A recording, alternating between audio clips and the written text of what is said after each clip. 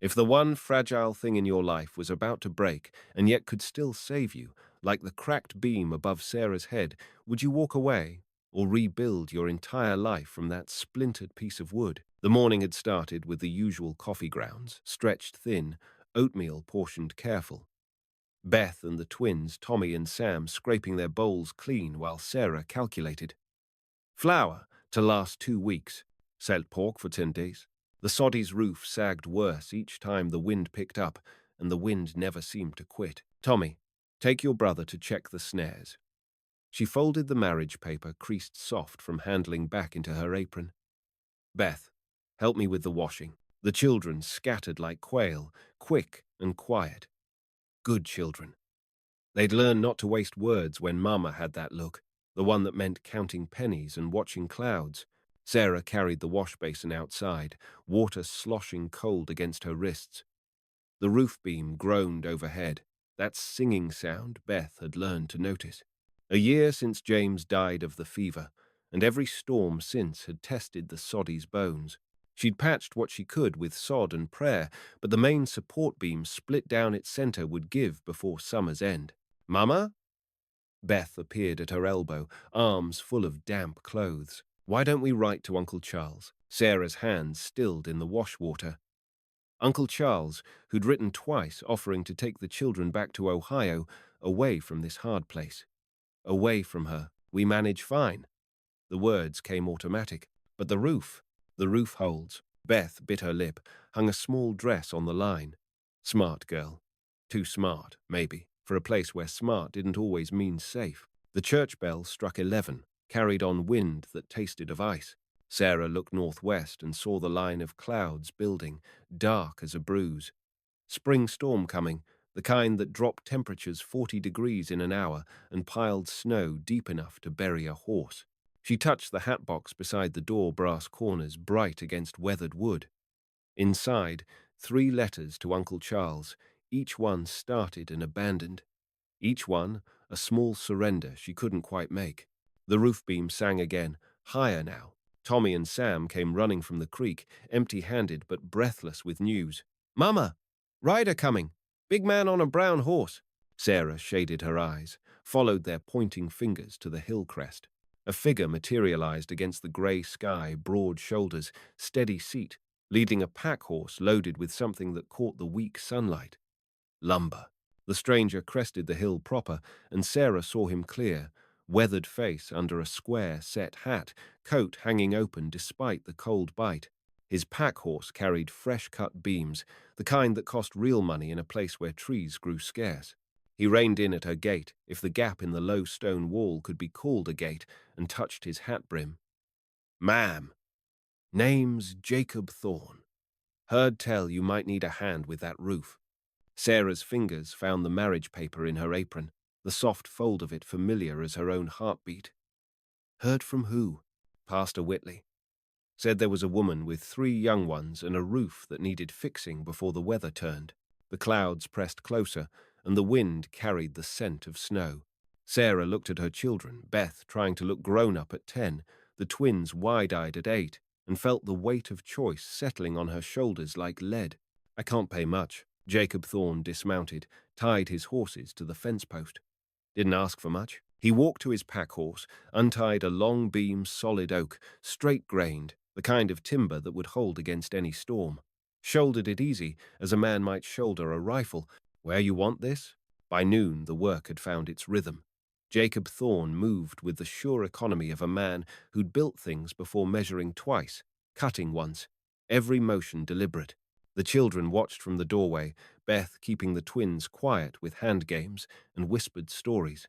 Sarah worked beside him when she could, holding boards steady while he hammered, passing him nails from the leather pouch at his belt. They didn't talk much, just the necessary words about angles and measurements, but she found herself stealing glances at his hands. Scarred but steady, wedding ring gone pale on the finger where it used to sit. Storm's moving faster than I figured, he said around 1 o'clock, pausing to wipe sweat from his forehead. The temperature had dropped 10 degrees in the last hour, and the wind now carried the sharp promise of snow. Sarah followed his gaze to the northwest. The cloud wall stretched dark across the horizon. maybe 2 hours out. Will we have time? For the main beam, yes. Rest of it. He shrugged, reached for another board. We'll see what we see. The hat box sat beside the door where Sarah had left it, brass corners winking in the grey light. 3 times she'd caught herself looking at it, thinking of the letters inside. Dear Charles, the children are well, but the winters here are hard. Dear Charles, I don't know if I can manage another season. Dear Charles, maybe you were right about Ohio. Mama? Tommy appeared at her elbow, tugging on her skirt. The man's horse is limping. Sarah looked across the yard to where Jacob's brown gelding stood, favoring its left front foot. Jacob followed her gaze, set down his hammer with a soft curse. Stone bruise, looks like. He walked over, ran his hand down the horse's leg. Won't be going anywhere fast today. The wind picked up, rattling the loose boards on the old roof. Sarah felt that familiar tightness in her chest, the feeling of walls closing in, choices narrowing down to the ones you didn't want to make. There's room in the lean-to, she heard herself say. For your horses. Jacob straightened, studied her face. Storms likely to blow through by morning. Likely. He nodded once, led his horses toward the small shelter attached to the soddy's east side. Sarah watched him go, the marriage paper in her apron pocket, seeming to pulse with its own weight. Beth came to stand beside her, small hands slipping into hers. He's nice, Mama. He's a stranger. So were we. Once. Before Daddy brought us here. Sarah squeezed her daughter's fingers, remembering. James had been full of plans then. Good land, cheap, room to grow, a place where a man could build something lasting. The fever had taken him before the first hard winter, leaving her with 3 children and a dream that felt too big for one woman to carry alone. The first snowflakes began to fall, fat and slow, dusting the new lumber with white. Jacob returned from settling his horses, picked up his hammer again. Best get this beam in place while we can still see what we're doing. They worked in the gathering dusk. The snow falling heavier now, obscuring the hills and turning the familiar landscape strange. The old roof beam came out in pieces, rotten clear through, barely holding together with hope and habit. The new beam slid into place, smooth as butter, solid oak that would hold against anything the prairie could throw at it. That'll do, Jacob said, stepping back to admire the work. Snow dusted his shoulders, clung to his hat brim. Rest can wait for better weather. Sarah nodded, suddenly aware of how the day had shifted around them. A stranger had become a guest. A roof had become sound again. The storm that had threatened now felt almost like shelter, holding them all in this small circle of lamplight and warmth. I'll put coffee on, she said. Inside the soddy, lamplight pushed back the gathering darkness. Jacob sat at the rough table while Sarah worked at the stove, conscious of his presence in her small space, how it changed the rhythm of ordinary things. The children had settled on their rope bed, Beth reading aloud from the Bible while the twins drowsed against her shoulders. Story of Ruth, Beth read, her voice clear in the warm air, and Ruth said, Entreat me not to leave thee, or to return from following after thee. For whither thou goest, I will go. Sarah poured coffee into 2 tin cups, set one before Jacob. Their fingers brushed as he took it, and she felt something in her chest flutter and settle, like a bird finding a branch. Lost my wife 2 years back, he said quietly, not looking at her. Influenza. Happened fast. Sarah sat across from him, wrapped her hands around her own cup for warmth. The fever took James. Left me with. She gestured toward the children, the soddy. The weight of it all. Hard thing. Raising them alone. Loneliness is its own kind of labor. The words hung between them, honest and simple. Outside, the wind howled and snow pattered against the single window, but inside felt safe now, solid in a way it hadn't for months. Jacob reached into his coat pocket, pulled out a small wooden carving a horse, smooth and detailed, mane flowing like it was caught in mid-gallop. Made this for my boy before he passed. Scarlet fever 3 years ago. Thought maybe. He looked toward the twins. Thought one of them might like it. Sarah took the carving, felt its smooth weight in her palm. Such careful work, each muscle of the horse defined, the eyes alert and kind. A gift made with love, offered now to strangers who weren't quite strangers anymore. "Tommy," she called softly, "come see what Mr. Thorne has for you." The boy approached, shy but curious, eyes going wide when he saw the carved horse. "For me? For you and your brother to share," Jacob said. "Take turns being fair about it." Tommy clutched the horse to his chest, grinned gap-toothed and bright. "Sam, look what the man made." The twins examined the carving with reverent fingers, while Beth looked on, trying to hide her own longing. Jacob caught her expression, winked. "Got something for you too, miss. Tomorrow, when the storm passes." Beth flushed pink, ducked her head with pleasure. Sarah felt her heart do something dangerous, open like a door she'd kept locked since James died. This man who'd appeared on her hill like an answer to a prayer she hadn't known she was praying, who fixed roofs and carved toys and sat at her table like he belonged there. The hat box caught the lamplight from its place beside the door, brass corners gleaming. Inside, 3 letters she'd never sent, 3 different versions of giving up. She stood, walked over, lifted the lid. The letters lay folded neat and small, Uncle Charles's address written careful on each one. "Dear Charles, I can't manage. Dear Charles, take the children. Dear Charles, I was never cut out for this life." "What's that, Mama?" Beth asked. Sarah looked at her daughter, 10 years old and steady as a rock, reading Bible stories to her brothers, helping with washing and cooking and all the 100 small tasks that kept them going. Looked at the twins, 8 years old and still believing the world was mostly good, that grown-ups could fix anything that broke. Looked at Jacob Thorne, who'd shouldered her burdens without being asked, who sat at her table like he'd always belonged there. "Just some old papers," she said, and fed the letters to the fire one by one. The flames ate them quick and clean, turning surrender into smoke and ash. Outside, the storm howled and the snow piled deep. Inside, the new roof beam held steady and strong, and the lamplight made everything seem possible again. Dawn came grey and muffled, the world outside transformed. Snow had drifted halfway up the window, and the wind still blew fierce from the northwest. Sarah woke to the sound of Jacob already moving in the main room, stirring up the fire, putting coffee on.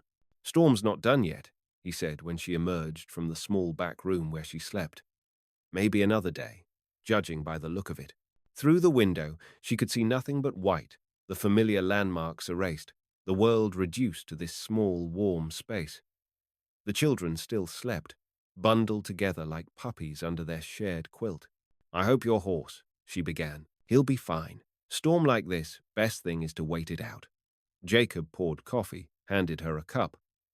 "Question is, you got enough supplies to feed an extra mouth for a few days?" Sarah did quick calculations: flour, salt pork, beans, the small store of preserves she'd put up last fall. "Tight, but manageable. We'll make do. Don't want to be a burden." The word hung between them, sharp with meaning. The question struck like a hammer on thin glass what she'd been to James, maybe dragging him out to this hard place. What she was to Uncle Charles, the sister-in-law with too many children and not enough sense to know when she was beaten. What the children might become if she couldn't hold things together. "You're not," she said firmly. The morning passed quiet, all of them trapped inside by the howling wind. Jacob whittled first, a small doll for Beth, then a whistle for Sam. The children watched his hands with fascination, learning patience from his steady movements. "How'd you learn to carve like that?" Beth asked. "My father taught me." His father before that. Family trade, you might say. "What kind of family trade?" Jacob smiled, shaved another curl from the doll's wooden face. "Coffin makers." Sarah looked up from the mending in her lap. "That's a useful skill out here." "Useful anywhere. People die everywhere. Need something decent to lay them in." He tested the doll's arm joint, nodded approval. "But I got tired of making boxes for the dead. Started making other things, furniture, toys, whatever folks needed." "Is that why you travel?" "Travel for work, mostly. Pick up jobs where I find them." He held up the finished doll, simple but beautifully made, with a sweet carved face and movable arms. "Sometimes find more than work." Beth took the doll with reverent hands, cradled it like something precious. She's beautiful. What should I name her? That's for you to decide. Hope, Beth said after a moment. I'll call her Hope. The afternoon brought a lull in the storm, the wind dropping to a steady moan. Jacob pulled on his coat, fought his way through the drifts to check on the horses. When he returned, stamping snow from his boots, his expression was grim. Feed's running low, he said quietly to Sarah. Your milk cow's looking poorly, too. Storm keeps up much longer. Sarah felt the familiar, her stomach hollowed with dread. Always something, some new crisis waiting to tip the careful balance she fought so hard to maintain. How long can they last? Few more days, maybe. Depends on how hard the wind blows. She nodded, mind already working the problem. The cow was their lifeline, milk for the children, butter to trade in town. If they lost her, there's hay in the loft, she said. Not much, but some. I'll stretch it far as I can. The wind picked up again as evening fell, rattling the soddy's walls and sending snow devils dancing across the drifts. Sarah made supper, beans and cornbread, stretched thin but filling. The children ate without complaint, sensing the tension in the adults' quiet talk. After they'd settled the children for sleep, Sarah and Jacob sat by the fire, listening to the storm's voice.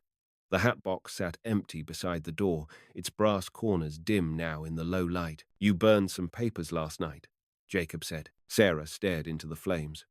Letters I never sent. To who? My brother-in-law, in Ohio. She turned her cup in her hands, watching the coffee swirl. He wants to take the children. Says I can't manage alone. Can you? The question cut clean and sharp.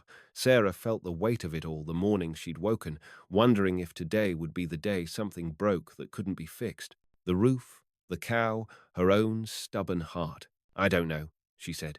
Some days I think he's right. Some days I think I'm just being proud, keeping them here when they'd be better off. Better off how?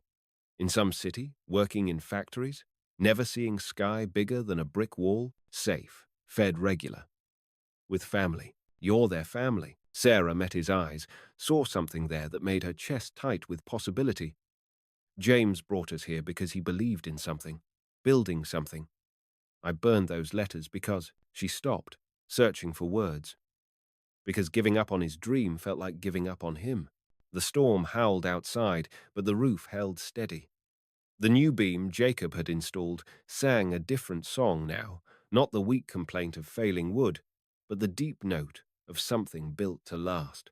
Storm will break tomorrow, Jacob said. Always does. Eventually. And then he looked at her across the small table, lamplight catching the silver in his beard. Then we see what needs doing next. The storm broke near midnight, wind falling away to nothing so suddenly that Sarah woke from the silence. She lay in her narrow bed, listening to the profound quiet that follows a prairie blizzard, no sound but the settling of snow and the soft breathing of her sleeping children. When dawn came, it was brilliant sun striking off drifted snow, so bright it hurt to look at. Jacob was already outside, digging paths to the lean-to and the necessary. The children pressed against the window, marveling at the transformed world. It's like fairyland, Beth breathed. Pretty as pictures, Sam agreed. But Sarah saw past the beauty to the practical concerns, snow piled 4 feet deep against the door, the paths to the well and outbuildings buried, the cow lowing with distress from the lean-to, work to be done, and the morning already half gone. Come on, she told the children. Everyone helps. They spent the day digging out, the adults working steady while the children did what they could. By afternoon they had paths cleared and the animals tended, but Sarah could see the cost. The cow was thin, shivering despite the shelter, and Jacob's horses looked hollow-flanked. Need to get to town, Jacob said, examining his mount's stone bruise. Horses sound enough to travel, but barely. Sarah nodded, did her own calculations. Flour nearly gone, the last of the salt pork used up yesterday. They needed supplies, and soon. I'll come with you. Better if I go alone. Faster that way. This is my family. My responsibility. Jacob looked at her for a long moment, then nodded. We'll take the children to the Andersons' place. Safe there. And Mary Anderson will be glad of the company. They set out the next morning, the children bundled warm for the ride to the neighbor's homestead 3 miles east. The world was a dazzle of white and blue, snow crunching under the horses' hooves, breath steaming in the crystal air.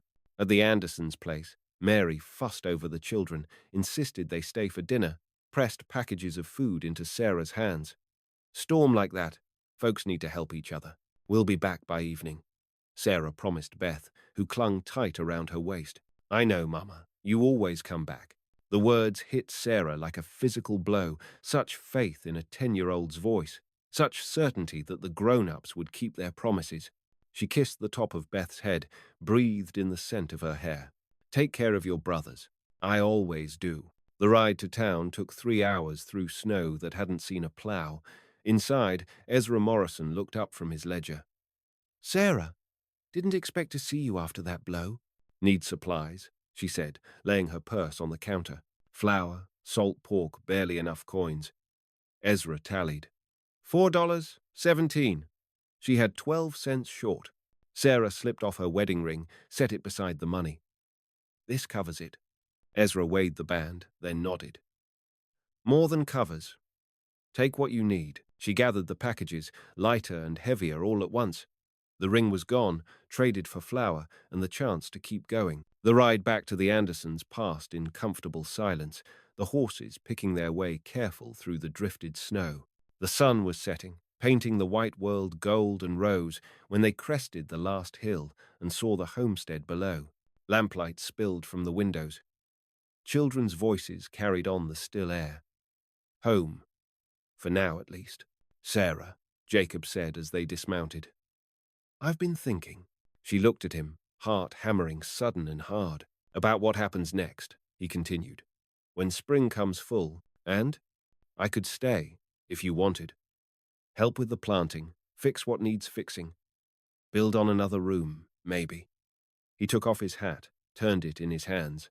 "Wouldn't expect anything you weren't ready to give. Just partnership. 2 people working toward the same thing."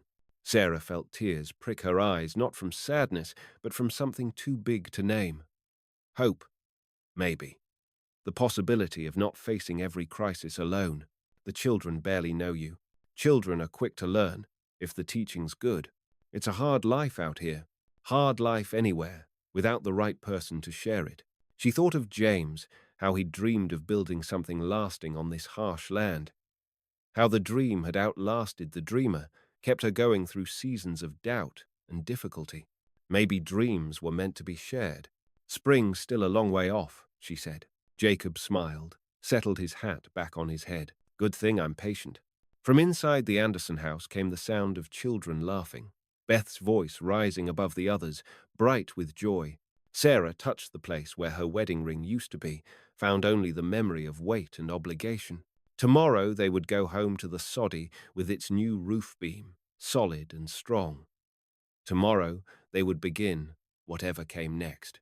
But tonight, in the golden spill of lamplight and the music of children's voices, the future felt possible again.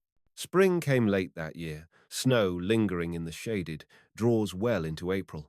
But when it came with a rush grass greening overnight, wildflowers painting the prairie in swaths of blue and gold, the air soft with warmth and promise.